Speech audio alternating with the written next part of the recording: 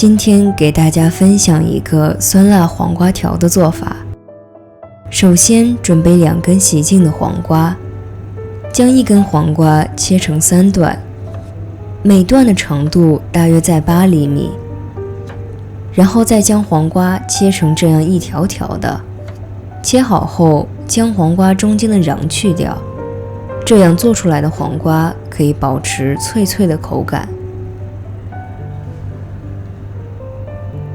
切掉的黄瓜瓤不要扔掉，拌上白糖也很好吃。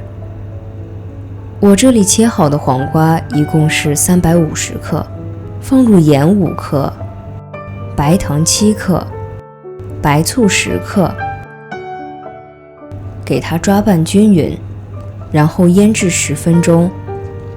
这一步是为了把水分给腌出来，也更方便入味。下面准备大蒜10克，大约2粒就够了，给它切成薄片。准备生姜片10克，切成小一点的姜片。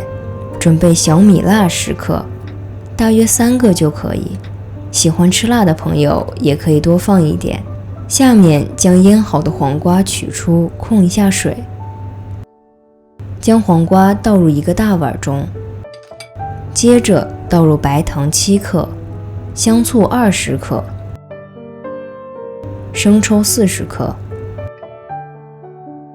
最后倒入小米辣10克，大蒜片10克，姜片10克。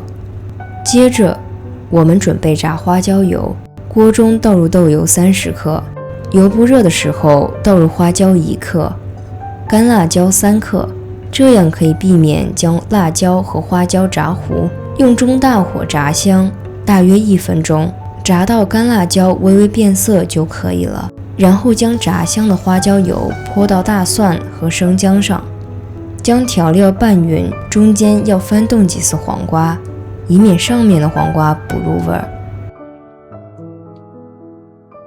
喜欢本期视频的朋友可以点赞、订阅、关注我们的频道。